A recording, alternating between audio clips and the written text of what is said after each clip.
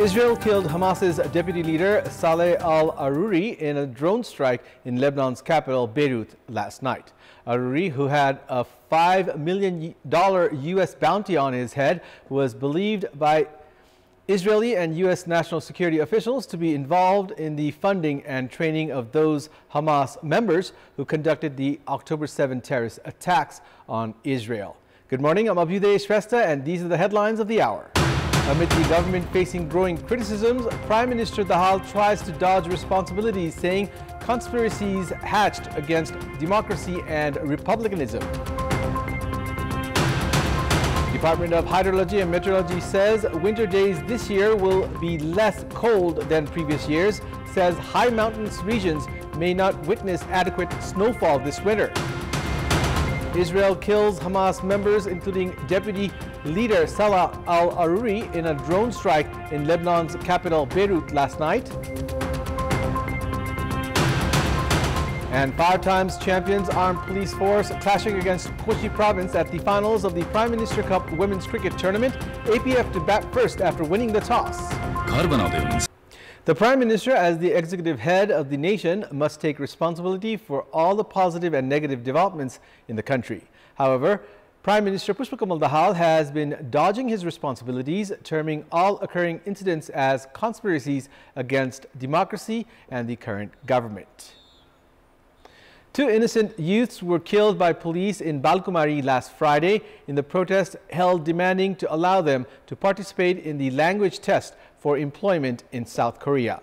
The incident has drawn widespread criticisms. Meanwhile, Prime Minister Dahal, while speaking in public, termed the incident a ploy against democracy and republicanism.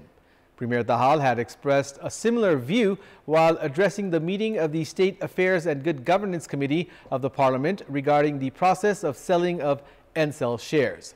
As lawmakers raised question on the alleged involvement of the Prime Minister's daughter in the case, he went on to term it as a ploy against the current government. Prime Minister Dahal is responsible for ensuring effectiveness of all state mechanisms. However, he has failed to do so. Questions have been raised whether the Premier has been trying to avoid his responsibilities on different pretexts. 3 more Nepalese youths fighting for Russia have lost their lives, as spokesperson for the Ministry of Foreign Affairs, Amrit Rai, has confirmed of the deaths. They were fighting for Russia in its war against Ukraine. The deceased have been identified as Syangja's Hari Prasad Aryal, Kailali's Bharat Bahadur Shah, and Dhading's Rajkumar Giri. This takes the death toll of Nepalese fighting in the Russian military to 10. Prior to this, the Ministry of Foreign Affairs had informed of the death of 7 Nepalese recruited by the Russian military. They were Pitam Karki of Syangja, Putali Bazar, Gangaraj Mokhtan of Ilam, Rajkumar Karki of Dolkha's Melung Rural Municipality, Rupak Karki of Kapil Bastu's Wan Ganga, Dewan Rai of Kaski and Gorkha's Sudeep Thapalia, and Kundan Singh Nagal. 4 other Nepalese nationals have been kept hostage by the Ukraine army. The ministry has said efforts are underway to rescue them. However, no progress has yet been recorded. Meanwhile, no official statements have been issued by the ministry on the death of Dhading's Purna Bahadur Gurung on 4th of December. Gurung's family have already performed his final rites. Minister for Foreign Affairs NP Saud had earlier announced that 100 Nepalese that were in the Russian military were out of contact. Prime Minister Pushpakamal Dahal had mentioned before that there could be around 200 Nepalese that were recruited by the Russian army. The ministry has said efforts are underway to ascertain the number of Nepalese in the Russian army through the Nepalese embassy in Russia and the Russian government. However, a response is still awaited. Nepalese in the Russian army fighting its war against Ukraine have been urging the Nepal government for repatriation efforts almost every day. They have said they are living in precarious condition and have been calling on the government for their rescue. They say they are compelled to fight the Ukrainian side every day and are concerned for their lives, and that the Russian army had prohibited them from leaving. Majority of these Nepalese youths are victims of human traffickers who lured them abroad for better job opportunities. The ruling alliance parties have been holding dialogues in order to reach a consensus regarding power share for the upcoming National Assembly election. Discussions between the leaders of Nepali Congress and CPN Maoist Center is currently underway at the Prime Minister's official residence in Balwatar. The Election Commission has allocated 8th of January next week to submit nominations for the election. The election for 11 seats of the National Assembly has been scheduled for 25th of this month. The Transport Management Office under Bagmati Province sees massive crowd every day to pay their taxes, despite the government's repeated announcements of delivering online services to make it easy for service seekers. The Transport Management Information System introduced by the province government to provide services related to vehicle taxes is not in operation any longer. The system had made notable impact on storing and assessing information on vehicle owners, determine tax amounts, and make online payments. However, the system has been inoperational for the past 5 months for software update reasons, and as a result, service seekers are compelled to queue in long lines every day. Meanwhile, the province's Labor, Employment and Transport Ministry says the software upgradation work is in its final phase, however, has yet to declare a definite date. Service seekers are not even informed through the website regarding the disruption. The Department of Hydrology and Meteorology has said winter days this year have not been as cold as previous years and that the trend is here to stay. Generally, during the season, the months between December to February are considered peak winter. The department had estimated majority of the places across the country would witness heavier than normal rainfall. However, there has been no rain even after the lapse of 1 month due to the low impact of westerly winds. Last year, during this period, temperatures plummeted as low as 2.5 degrees Celsius in the capital. This year, the lowest temperature recorded was 4.5 degrees. Likewise, Jumla had recorded negative 7.9 degrees last year and negative 6.7 degrees this year. Nepalganj recorded 5 degrees last year and 6.5 degrees Celsius this year so far. The mountainous regions have also yet to witness adequate snowfall, and the department has said the winter could be dry. Journalist Vijay Paudel has been appointed as the new chief of Kantipur Television. Extending his welcome wishes to the newly appointed news chief yesterday, Chief Executive Officer of Kantipur Television, Shishir Pachai, expressed confidence Kantipur News will attain more maturity and credibility under Paudel's leadership. Assuming his position, Paudel said there was a need to redefine broadcast journalism and that today's journalism needs to be centered around the public. Having started his journalism career from Sagarmatha FM some 2 decades ago, Paudel has over a decade of experience working with Kantipur Television. He was also associated with Channel Nepal, AP1, Image Channel, and Nepal Live Online, among others. 5 troubled cooperatives in Pokhara have been alleged of embezzling around 3 billion rupees of depositors' money. The depositors have been worried whether their savings will be returned, as arrest warrants have been issued against the operators of these cooperatives. More in this report. Radhika Kesari, who runs a small street stall in Pokhara's Prithvi Chowk, had deposited her hard-earned 3 million rupees at Sudarshan Saving and Credit Cooperative. She had become devastated after her savings as well as that of her husband and son have been swindled by the cooperative. She had sold all her jewelries as well and deposited the money at the cooperative, hoping to marry her daughters off. The plight is similar for 35-year-old Prakash Paudel, who had deposited 6.5 million rupees at Mitra Milan Saving and Credit Cooperatives. Paudel, who had migrated to Pokhara from Parbat in the fiscal year 2070, has been operating a mobile phone store there. He had begun depositing his savings at the cooperative 5 years ago. Paudel had returned from foreign employment in a Gulf country 2 years ago, hoping he would get opportunities in Nepal as well. He had also deposited 2 million rupees he had borrowed to buy a piece of land at the cooperative. 35,000 depositors of Sudarshan, Mitra Milan, as well as Image, Shivashikhar and Balidani cooperatives have similar plight. These cooperatives have swindled around 2.85 billion rupees of depositors. The Kaski Police Administration has issued arrest warrants against 93 operators of these 5 cooperatives based on 3,600 complaints filed by the depositors against the embezzlement. Police have arrested 23 individuals so far. Public representatives, journalists, legal practitioners, and renowned business persons have been found involved in embezzling the depositors' money.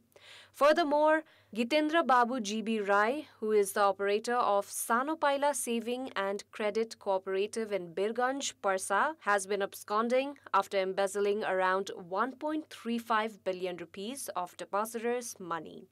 The cooperative, which was registered in the fiscal year 2067-68, had been operating its office in Adarsha of Birganj, which is now padlocked.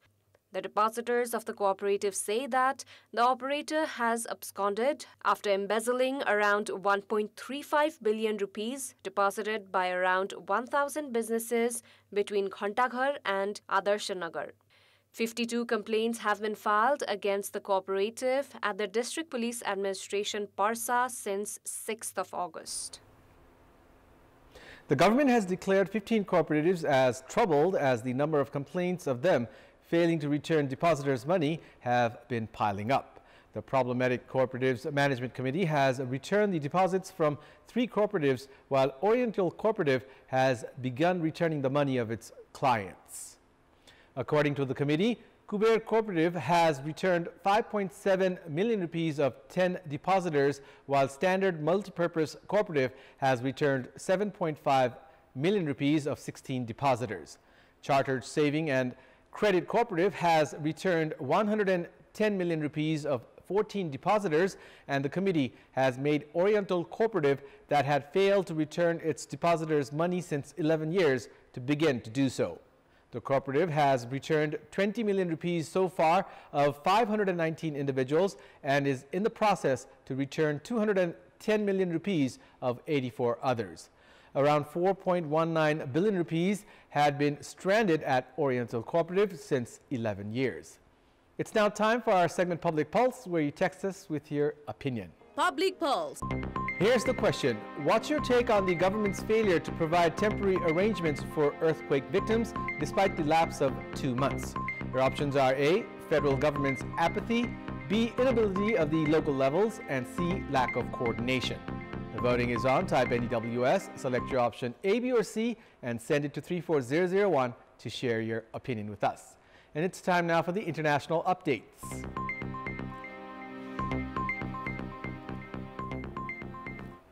Lebanese and Palestinian security sources said Israel killed Hamas deputy leader Salah al-Aruri in a drone strike in Lebanon's capital Beirut last night, raising the potential risk of war in Gaza spreading well beyond the Palestinian enclave.